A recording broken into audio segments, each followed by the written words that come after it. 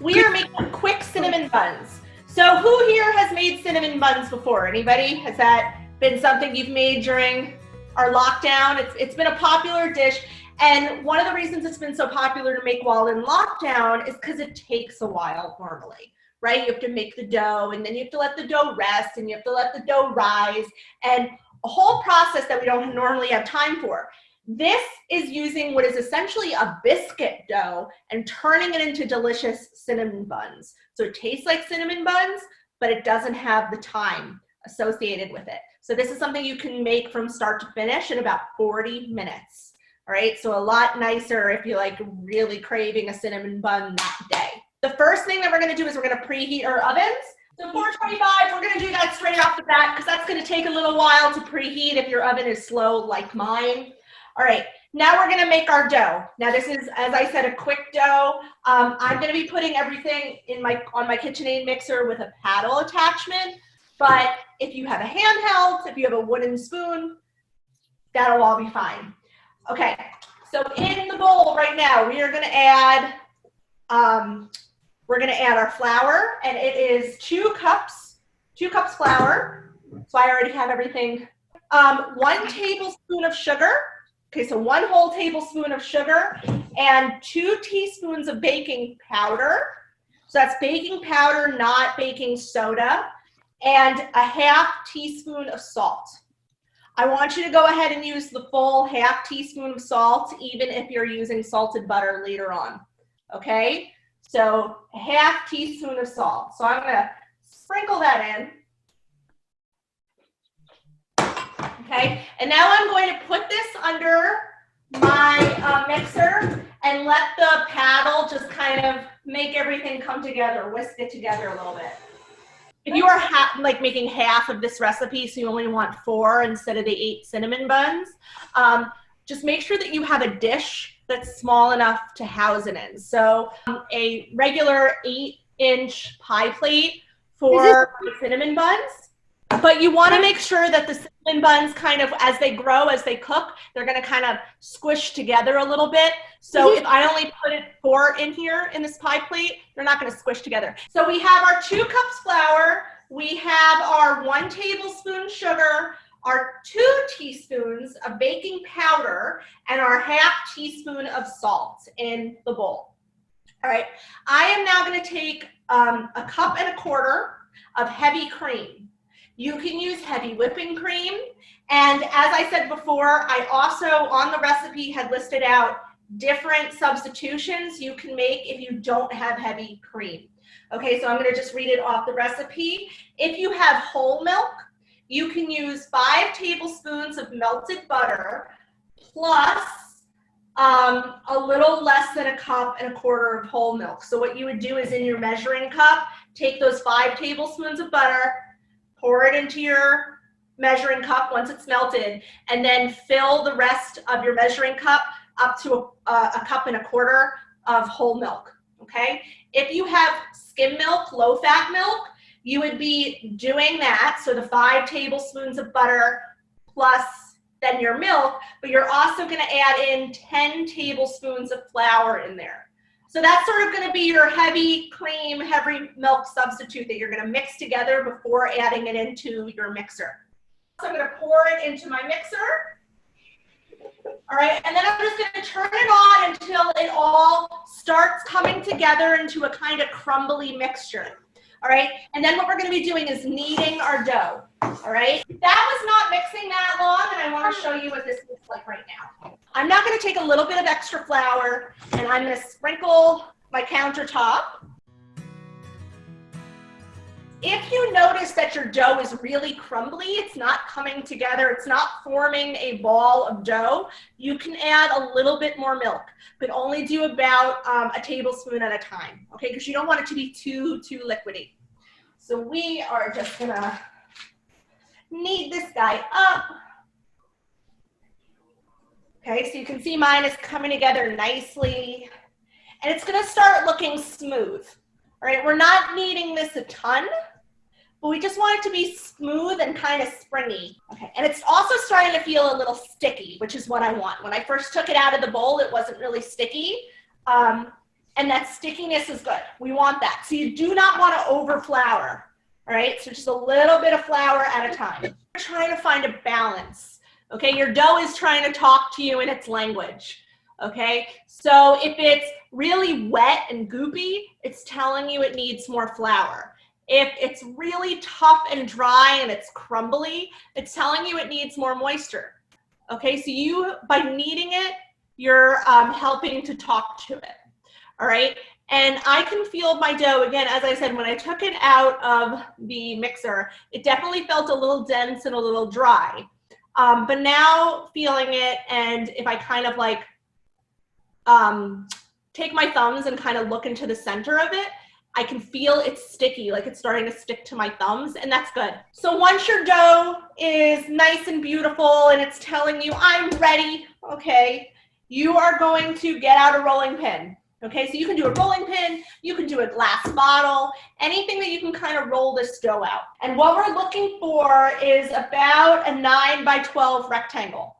Now I never take out like a measuring tape when I'm rolling out my dough. I just sort of eyeball it and make an estimated guess on what 9 by 12 kind of looks like. If you notice that the dough is sticking to the rolling pin, you can add a little bit of flour to your rolling pin, and we're just going to roll it out. Okay, now naturally the dough is going to want to go in an oval shape. With your fingers, you want to just kind of help it out to get as rectangular as you possibly can. Okay, so you can see mine is like oval, it's not a rectangle. So I'm gonna help it out. I'm gonna move the ends of it to just kind of be a little bit more rectangular shape. It's not gonna be an exact rectangle, but I'm just gonna try to help it out a little bit. Okay, all right, so this feels about right. This feels like a nice size. As you can see, my rectangle is so not rectangular. That's okay. I have one edge here that's like, this edge on top is a little bit more straight. So I'm probably gonna roll from that edge. Okay. I now need to make my filling, all right? So the filling is super easy. You're gonna take 2 tablespoons of butter and melt it. All right, so I have 2 tablespoons of butter on its own in a little dish. This is not gonna get mixed with the other elements of your filling. So leave this separate. All right, I'm gonna take this 2 tablespoons of butter and just stick it in the microwave for about 30 seconds at a time until it's fully melted. All right, excellent. So my butter is melted. Now I have a pastry brush, but you can always just use your fingers or back of the spoon, all right? And what we wanna do is spread this butter out over our entire dough surface, okay? You don't have to be super neat about it. No one's gonna be seeing this. This is just to help your filling stick to the inside of your dough. Okay, so this way it doesn't just all fall out. Like that. Yum, yum, yum. And sometimes, like, I'm not even needing to really use up all of my butter, so I won't. Okay, so I still have some butter left over. I'm just gonna put it to the side. So the filling that I'm using is cinnamon and brown sugar. Now I said in the recipe itself that if you only have light brown sugar, you can actually add a little bit of maple syrup to your mixture to just help give it that, that deeper sweetness. So if you want that, it's not necessary, but if you want that, you can add molasses to light brown sugar, or you can add maple syrup. You can also get fancy at this point, and if you want like raisins or nuts or even maybe some chocolate chips, you can use that in your filling too. Okay, so you can get crazy, go wild. All right, so I'm only gonna do about a teaspoon at a time in my brown sugar, and I have 6 tablespoons of brown sugar in here right now, and I've just added 2 teaspoons of maple syrup. And you can do this by taste. There's not going to be any eggs in here, so you can kind of taste the filling after it's put together and see, oh, do I want it to be sweeter? What do I want in here? You can also add like apricots. If you have dried apricots, add that in. That'd be delicious. And then I'm going to add in 6 teaspoons of cinnamon. And I'm just going to mix this up. So let's see, I'm going to taste a little bit of this. I think that tastes good. I don't want to add any more maple syrup. Cool. All right, so that's up to you. You can decide what else you want to add to it. All right. Once you have that, we're gonna sprinkle this on our dough, but we wanna leave about a 1/4 inch empty. Okay, so the edge that's farthest away from me, I'm gonna leave that 1/4 inch free of filling because that's gonna make it easier to roll up and it's gonna make it easier for the dough to stick to itself when I get to the end of it, okay? So, but the rest of it, I'm just gonna sprinkle this filling over the entire dough. And I'm gonna be super exact with my measurements here and add a handful, just sort of sprinkle that on. This is completely optional. As I said, you can put whatever you want in this filling. You can do chopped fruit, like chopped dried fruit. You can do chocolate chips. You can do nuts, whatever you want. That looks awesome. So I have, as I said, I have a round pie plate. This is a standard pie plate. This one's 9.5 inches. You can do a round cake pan. You can do a casserole dish. You just want something that the cinnamon buns can kind of sit in.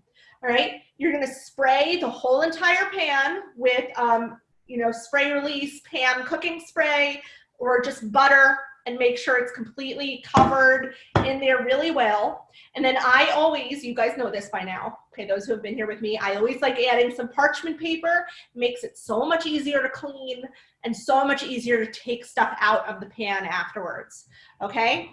Now this is obviously a round surface, so I'll show you what I do here.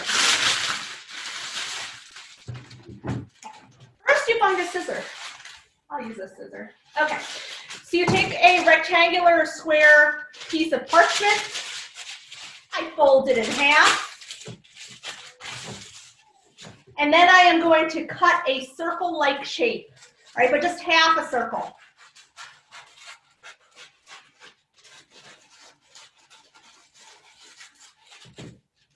Okay, that's way too big, right? That's not going to fit nicely on the bottom. So I'm just going to reshape it a little bit so it fits on the bottom of my pie plate.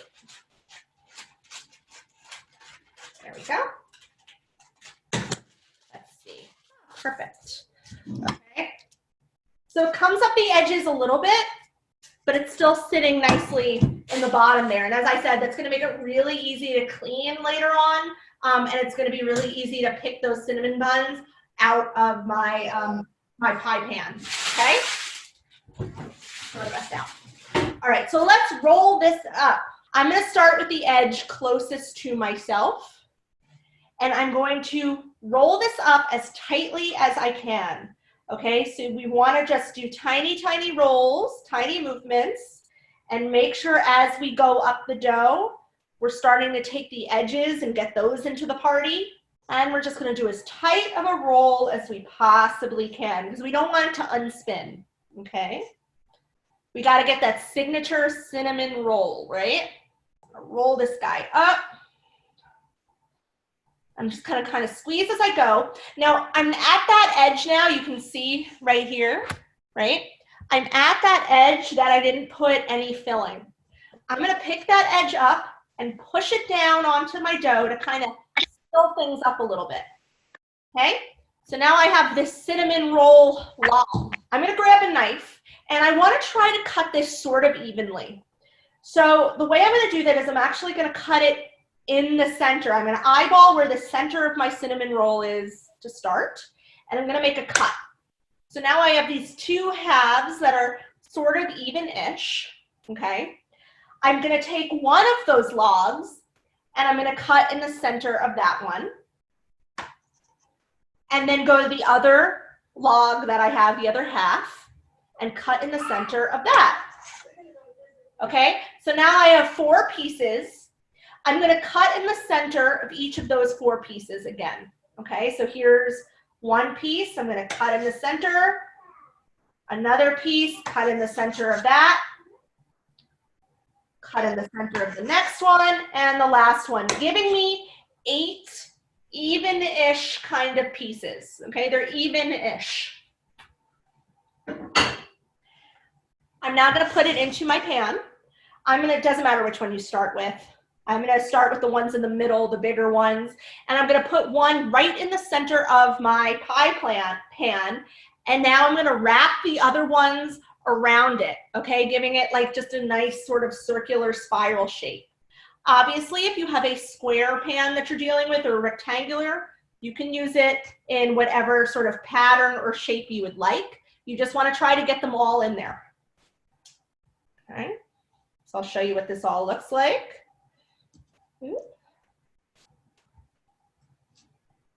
And you should be able to get all of your pieces in there. All right, so I just want to show you, this is what mine looks like. Now, as these bake, they're going to expand and they're going to smush into each other. That technical term, smushing. I am going to go stick this in my oven. All right, so the oven has been preheated to 425 degrees.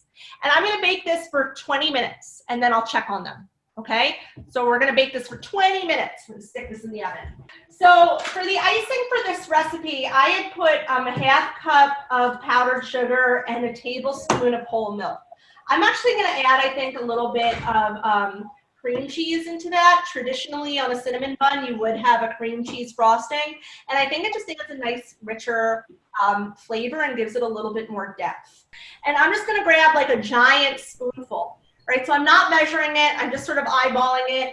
I'm not worried about chemical reactions for this icing. I'm just going by flavor. So I personally, for my frostings, I like it to be a little thicker, so I have to spread it onto my cinnamon buns, okay? If you've ever been to like a Cinnabon, that's sort of what their frosting does, right? You have to like spread it on with a knife or a spatula.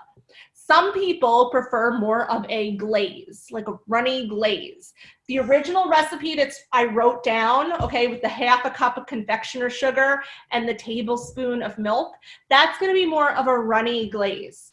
All right, so if you, which means you can just sort of pour it, drizzle it onto your cinnamon buns. Okay, I'm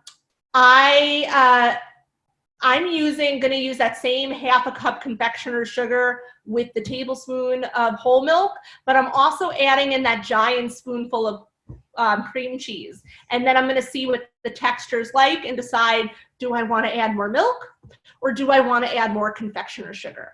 More confectioner sugar is going to make it thicker. More whole milk is going to make it runnier.